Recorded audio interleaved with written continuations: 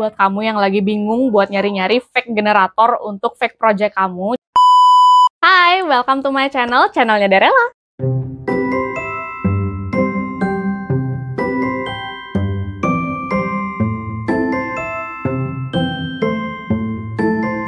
Oke, kemarin kita sudah sempat bahas tentang apa sih itu fake project dan gimana sih caranya fake project ini ngebantu kita buat di-hire di suatu perusahaan kayak gitu. Dan sekarang kita akan ngebahas tentang tools-tools apa aja sih yang bisa kamu pakai untuk nge-generate fake project. Nah, di sini aku punya beberapa referensi buat kamu yang lagi bingung buat nyari-nyari fake generator untuk fake project kamu. Jadi di sini aku udah rangkum beberapa, dan jangan lupa juga untuk share dan subscribe YouTube channel ini gitu ya. Jadi biar kamu juga dapat insight-insight dan video-video baru terkait remote work, portofolio, dan banyak banget hal lain seputar kerja remote juga. Oke, nah sebelum aku sebutin kira-kira platform-platformnya mana aja, perlu diketahui dulu kalau misalnya nggak semua dari platform ini gratis ya. Tapi ada kok yang gratis yang bisa kamu pakai. Jadi make sure kamu nggak harus sebenarnya pakai yang berbayar, tapi kalau misalnya kamu tahu itu akan lebih baik lagi. Karena sebenarnya yang gratis pun sebenarnya udah cukup sih. Oke, nggak usah lama-lama, kita langsung aja choose ke video dan juga platform-platformnya.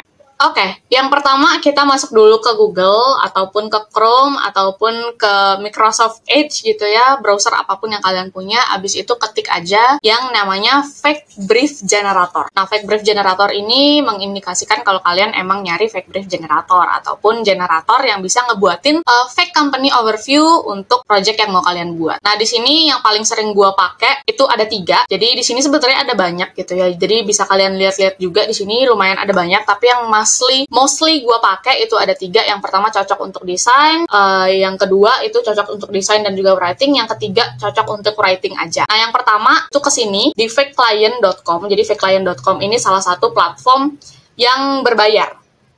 Jadi kalau fake client ini ada yang berbayar, ada juga yang free. Contohnya ini, kalau kalian bisa lihat ada 1, 2, 3 brief gitu ya. Ini yang free, dan di sini juga kategorinya tuh ada lumayan banyak. Ada logo, web, graphic design, UI UX, illustration, writing. Nah, di sini kalian juga bisa generate sih sebenarnya briefnya, cuman dia nggak terlalu panjang. Itu kelemahannya. Jadi dia cuma ngasih tahu kayak, "Hai, aku Sam, aku lagi buat bisnis baru nih, namanya jaja.org.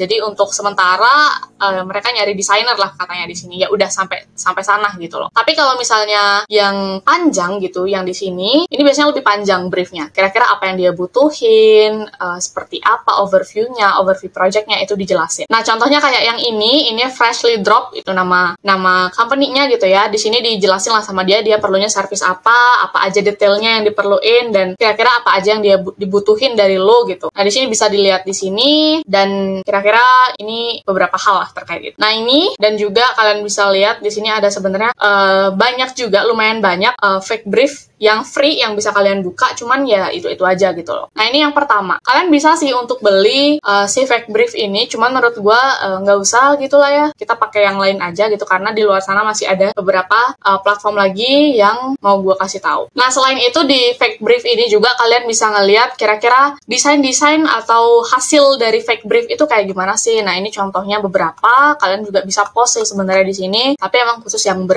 berbayar gitu loh. Jadi nanti kalau kalian mau dapat review ataupun dapat komen dari hasilnya, itu bisa di sini. Ini bagus sih untuk kalian yang pengen serius ngembangin portofolio kalian.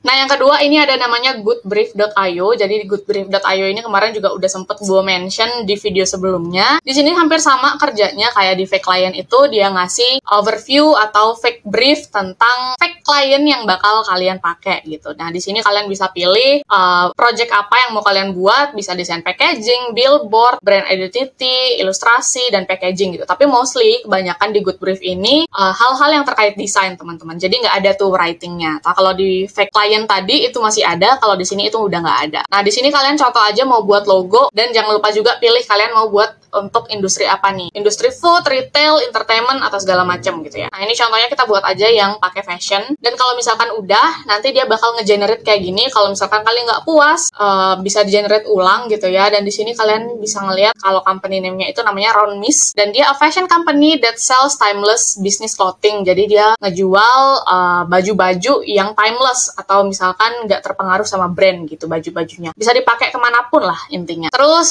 job desk-nya itu buat logo dengan informasi-informasi yang udah diberikan. Deadline-nya tuh 1 minggu. Kalian nanti bisa deh asah dan juga coba challenge diri sendiri untuk bisa nggak nyelesain projectnya dalam 1 minggu. Nah, beda dari si fake client tadi, kalau di sini kita nggak bisa submit kemana-mana dan kita juga nggak bisa dapat feedback dari manapun gitu ya. Dan kalian juga bisa simpen hasil briefnya di sini, mau diekspor pakai PDF ataupun image juga bisa. Nah, ini goodbrief.io yang kedua, jadi kita langsung aja move yang ketiga, ini untuk writing. Oke, ini dia platform yang ketiga, namanya SEO Review Tools. Nah, selain dia bisa nge-generate fake brief buat fake artikel atau artikel kalian yang nanti mau kalian buat, di sini juga kalian bisa belajar seputar SEO, karena di sini lumayan lengkap juga untuk tools-toolsnya, tapi ini bakal kita bahas belakangan aja di video lain mungkin kali ya. Jadi kita fokus ke fake briefnya untuk artikel atau copywriting itu gimana sih. Nah, yang pertama, di sini kalian bisa masuk dulu ke SEO Tools yang ada di sini, abis itu cari yang namanya SEO Content Tools. Kalau udah, kalian scroll aja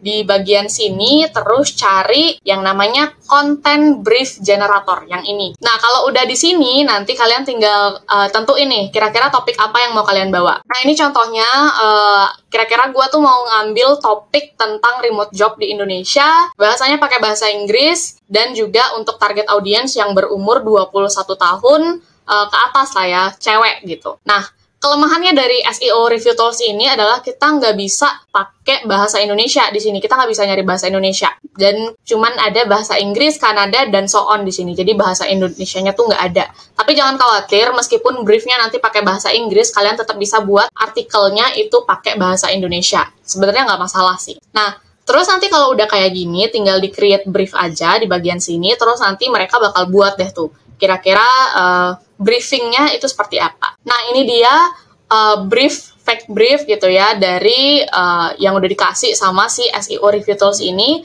Jadi, anggaplah di sini tuh ada klien yang minta sebuah artikel dengan kriteria seperti ini. Goalnya adalah untuk menginformasikan dan juga mengedukasi audiens tentang konsep remote job yang ada di Indonesia. Apa benefitnya, apa challenge-nya, apa peluangnya, kayak gitu ya. Content type-nya informatif artikel. Jadi kalian diminta untuk membuat suatu artikel yang berisi edukasi gimana sih remote job yang ada di Indonesia itu. Nah, dia juga bisa ngasih suggestion judul-judul apa aja yang bisa kita pakai. Dan di sini kita dikasih tahu juga target audiensnya itu siapa. Nah, terus kalian juga bisa pasangin keywords-nya. Jadi kalau misalkan di artikel, apalagi website artikel gitu kan, penting banget yang namanya SEO ya. SEO, Search Engine Optimization. Nah, di sana kadang-kadang itu kita perlu nyocokin keyword apa yang mau kita pakai di artikel kita supaya lebih mudah dicari di Google. Nah, ini keyword-keyword yang disaranin gitu sama si platformnya. Terus juga dia ngasih ketentuan kalau ini tuh 800 sampai 1000 kata